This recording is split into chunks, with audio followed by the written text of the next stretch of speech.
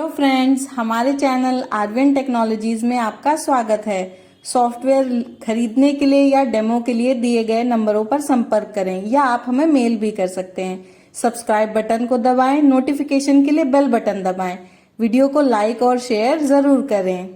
Hello friends and welcome to this Marg ERP tutorial, जिसमें आज हम इन्वेंट्री मास्टर के कंट्री ऑप्शन पर डिस्कस करेंगे कि कैसे आप एक new country Marg ERP software में क्रिएट कर सकते हैं, कैसे उसे मॉडिफाई कर सकते हैं एंड डिलीट कर सकते हैं।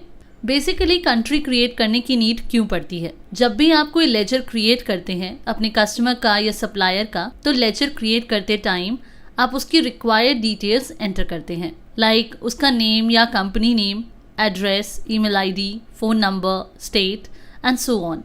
तो ठीक इसी तरह उस लेजर में कंट्री भी एक रिक्वायर्ड फील्ड होती है कि जो लेजर आप क्रिएट कर रहे हैं वो कस्टमर या सप्लायर एटसेट्रा कहाँ से, किस कंट्री से बिलोंग करता है। वैसे तो कंट्री बाय डिफॉल्ट इंडिया रहती है, बट अगर आप अदर कंट्री से गुड्स एक्सपोर्ट इंपोर्ट करते हैं तो आप कंट्री ऑप्शन का यूज कर सकते हैं। तो आइए अब हम मार्क ERP सॉफ्टवेयर में जानते हैं कि आप एक न्यू कंट्री कैसे क्रिएट कर सकते हैं, कैसे उसको मॉडिफाई और डिलीट कर सकते हैं। जिसके लिए सबसे पहले हम मास्टर मेन्यू में जाएंगे, देन इन्वेंट्री मास्टर में, और यहाँ से कंट्री ऑप्शन पर एंटर करेंगे। और अगर ये ऑप्शन आपको यहाँ डिस्प्ले नहीं होता तो इस ऑप्शन को एनेबल करने के लिए हम मास्टर्स मेन्यू से मार्क सेटअप्स, फिर कंट्रोल रूम फील्ड पर एंटर करेंगे एंड यहाँ सर्च करेंगे कंट्री, देन एक्सेप्ट बटन पर एंटर करते हैं एंड इस ऑप्शन स्टेट या country field required in party master को इस ड्रॉप डाउन से येस सेट कर लेंगे। देन एस्केप की प्रेस करते हैं, अगेन एस्केप की प्रेस करेंगे, देन येस बटन पर क्लिक करते हैं चेंजेस सेव करने के लिए। तो ये कंट्री मास्टर ऑप्शन अब इन्वेंट्री मास्टर में आपको शो हो जाएगा, जैसा कि आप स्क्रीन पर देख सकते हैं। एंटर करते हैं कंट्री फील्ड पर, तो आप देख सकते हैं यहाँ by default India country created है, जैसा कि हमने स्टार्टिंग में बताया था।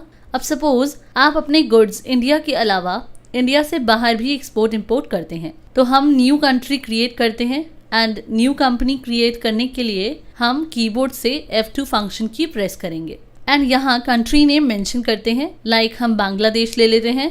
देन एंटर की प्रेस करते हैं और यहाँ बांग्लादेश का कोड डिफाइन करते हैं, देन अगेन प्रेस एंटर की। तो इस तरह से आप अपने अकॉर्डिंग कंट्री क्रिएट कर सकते हैं। एंड अगर आप कोई कंट्री मॉडिफाई करना चाहते हैं, लाइक आपसे कंट्री क्रिएट करते टाइम कोई स्पेलिंग मिस्टेक हो गई है, या उस कंट्री का कोड गलत ऐड कर दिया हो, या उस कंट्री की जगह आप कोई और स्टेट क्रिएट करना चाहते हो, तो उसके लिए हम कीबोर्ड से उस कंट्री पर F3 फंक्शन की प्रेस करेंगे जिसको हम मॉडिफाई करना चाहते हैं। लाइक हमने जो अभी कंट्री क्रिएट की है बांग्लादेश, उसकी जगह हम ऑस्ट्रेलिया या अफगानिस्तान लेना चाहते हैं, तो हम यहाँ वो कंट्री नेम मेंशन कर लेंगे अपने अकॉर्डिंग एंड यहाँ उस कंट्री का कोड मेंशन कर लेंगे। तो इस तरह से आप कंट्री मॉडिफाई कर सकते हैं।